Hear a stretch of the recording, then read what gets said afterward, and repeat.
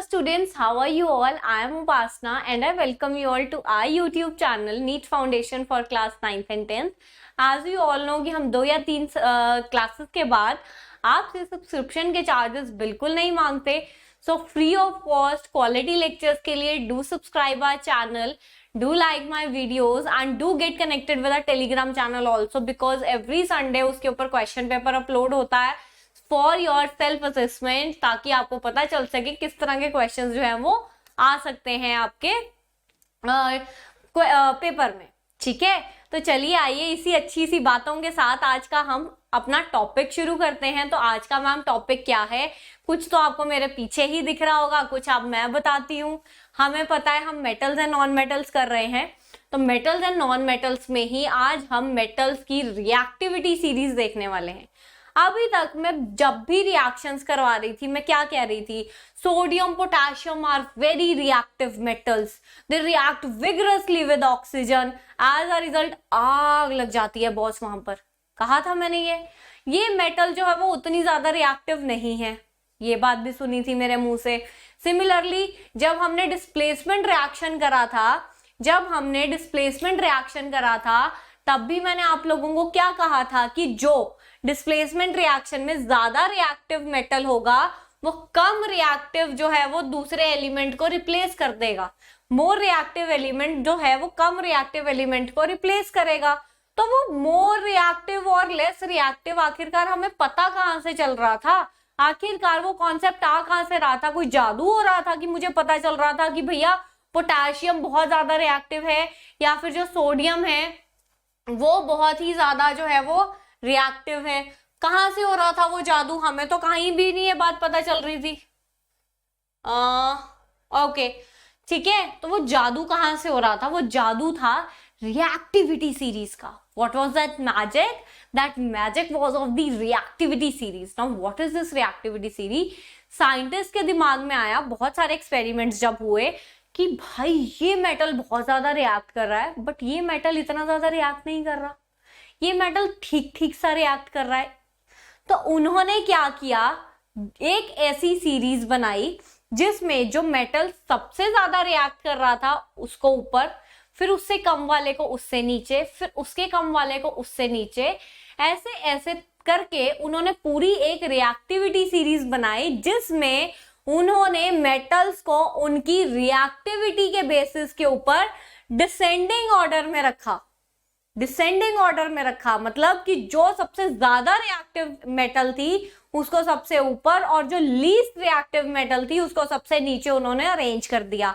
और इसी तरह की सीरीज जिनको साइंटिस्ट ने क्या किया, the series in which they arrange the metals according to their descending order of the reactivity is known as your reactivity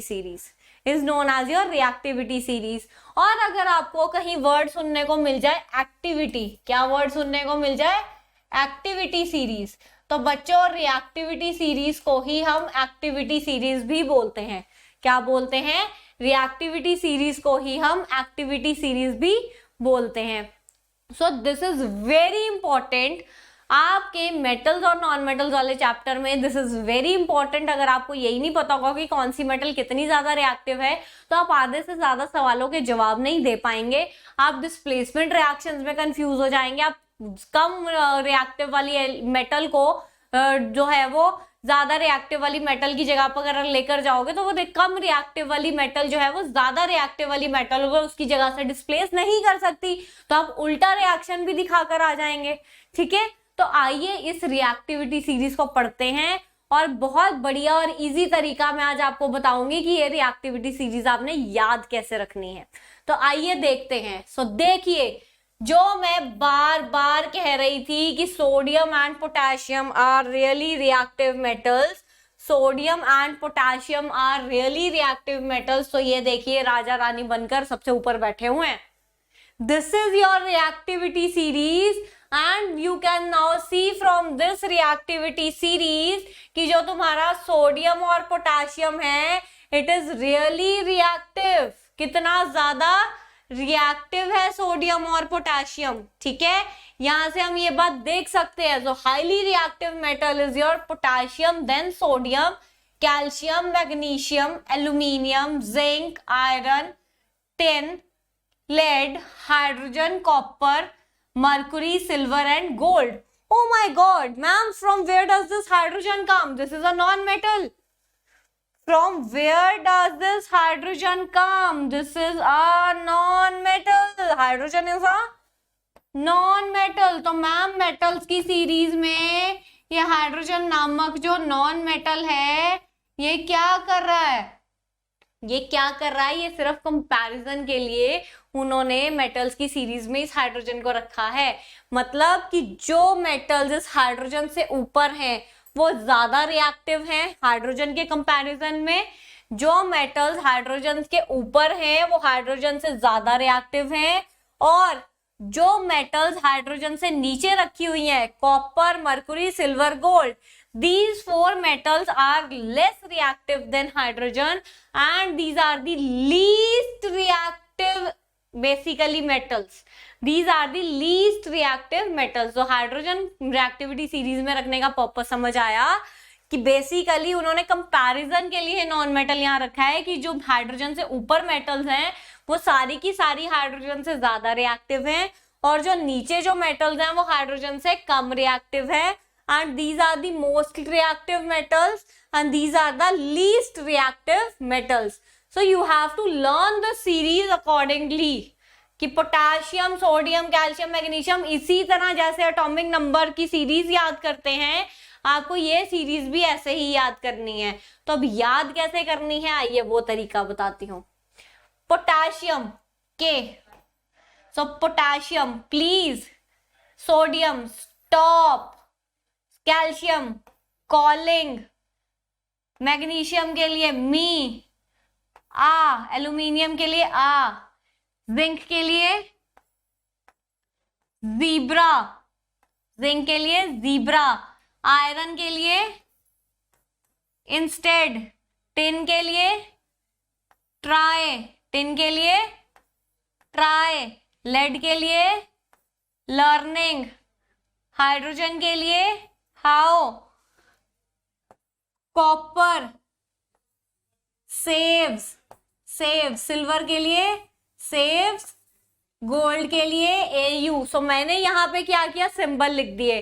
तो जनरली आप लोग जो बेसिकली याद करते हैं रिएक्टिविटी सीरीज ज्यादातर जो कॉन्सेप्ट है उसमें क्या होता है इन सिंबल्स के बेसिस के ऊपर करते हैं। जैसे केरला ने कनाडा मांगा, magnesium is Mg, you can learn it that way also, you can learn it this way also, Kerala ने कनाडा मांगा और जिम्बाब्वे फिर से पंजाब हारा, केरला ने कनाडा मांगा और जिम्बाब्वे फिर से पंजाब हारा।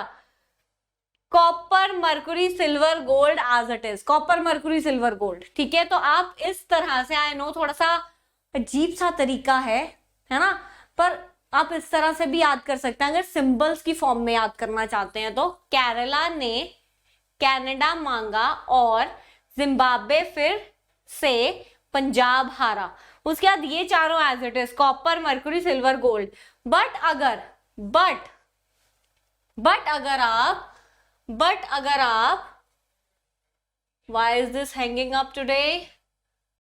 तो बट अगर आप नाम से याद करना चाहते हैं potassium, sodium, calcium, magnesium, aluminium, zinc, iron, tin, lead, hydrogen, copper, silver, gold, then you can learn this way also. You can just take a picture of this. Please stop calling me a zebra. Instead, try learning how copper saves gold. This is a very interesting and innovative thing. Please stop calling me a zebra. Instead, try learning how copper saves gold. कि मेरे को zebra मत बोलो, ये देखो कि copper gold को कैसे बचाता है। ठीक है, सो अगर अब मैं इस रिएक्टिविटी सीरीज की बात करूं, ये जो आपकी ऊपर which are your most reactive metals, ये वाली ये जो होती हैं वो बहुत ही अच्छी बच्चों, जो टॉप मोस्ट मेटल्स हैं आपकी, जो मोस्ट रिएक्टिव मेटल्स है लाइक पोटेशियम, एल्यूमिनियम, सोडियम, है ना, these metals are really good reducing agents. They are really good reducing agents. ये जो आपकी मेटल्स हैं, ये जो आपकी मेटल्स हैं which are most reactive metals, ये जितना ऊपर मेटल पड़ी है जो सबसे ज्यादा रिएक्टिव होगा वो उतना ही अच्छा रिड्यूसिंग एजेंट होगा। क्यों वो उतना अच्छा रिड्यूसिंग एजेंट होगा? क्योंकि खुद ये मेटल जो है वो बहुत विग्रसली ऑक्सीजन के साथ रिएक्ट करेंगी, खुद क्या होंगी, फटाफट से ऑक्सीडाइज हो जाएंगी और दूसरे को क्या कर देंगी, रिड्यूस कर देंगी। तो जो मेटल जितना ज्यादा रिएक्टिव है वो उतना ज्यादा अच्छा रिड्यूसिंग एजेंट है, वो मेटल उतना ही ज्यादा अच्छा क्या है, रिड्यूसिंग एजेंट है। सो आई होप बच्चों आपको ये बात यहाँ तक समझ में आ गई होगी। सिमिलरली जितना हम नीचे जाएंगे वो उतना, जितना लीस्ट रिएक्टिव मेटल होगा उतना वो लीस्ट जो अच्छा है वो रिड्यूसिंग एजेंट होगा, उतना वो रिड्यूसिंग एजेंट अच्छा नहीं होगा। अगर मैं अगली बात की बात करूं कि मैंने क्या कहा था कि जो मेटल्स के सरफेसेस हैं वो करोड़ हो जाते हैं when they come into direct contact with may be water, may be oxygen, है ना, तो उनके सरफेस क्या हो जाते हैं, खराब हो जाते हैं। तो ऑब्वियसली जो मेटल जितना ज्यादा रिएक्टिव होगा उतना इजीली वाटर और ऑक्सीजन के साथ रिएक्ट करेगा, उतना इजीली उसका सरफेस जो है वो खराब होगा। फॉर एग्जांपल अगर मैं सोडियम, पोटेशियम, एल्यूमिनियम की बात करूं, इवन की आयरन के सरफेस की भी बात करूं, तो इसका जो सरफेस है वो बहुत जल्दी जो है वो करोड हो जाते हैं। आयरन की भी क्या हो जाती है, रस्टिंग हो जाती है।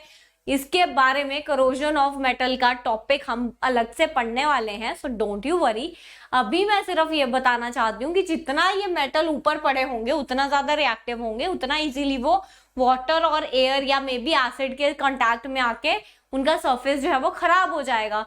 बट अगर मैं ये नीचे वाले मेटल्स की बात करूं which are least reactive, may be like copper, silver और गोल्ड, तो ये एसिड के साथ इतना इजीली रिएक्ट नहीं करेंगे। ऑब्वियसली अगर मैं कॉपर की भी बात करूं, उसका HCl के साथ रिएक्शन कराऊं, तो copper is less reactive than hydrogen. मैंने क्या बताया था और ये रिएक्शन वहां करवाई भी थी कि कॉपर जो है वो HCl के साथ रिएक्ट करेगी और क्या होगा, salt with evolution of hydrogen gas बनेगा।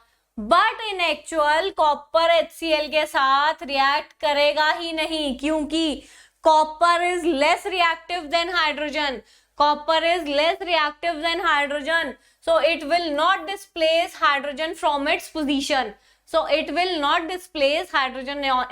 its position. मैंने बच्चों क्या बताया था कि जब भी आपका मेटल कोई भी है, फॉर एग्जाम्पल पोटेशियम, जब भी उस मेटल का एसिड के साथ रिएक्शन होता है तो एज अ रिजल्ट सॉल्ट बनता है with the evolution of hydrogen gas, ठीक है। मैंने आपको यही बात बताई थी और मैंने क्या बताया था कि इस बेसिकली रिएक्शन में हो क्या रहा है कि ये वाला जो ज्यादा रिएक्टिव मेटल है वो हाइड्रोजन को उसकी जगह से रिप्लेस करके उसकी जगह पर जाकर लग रहा है।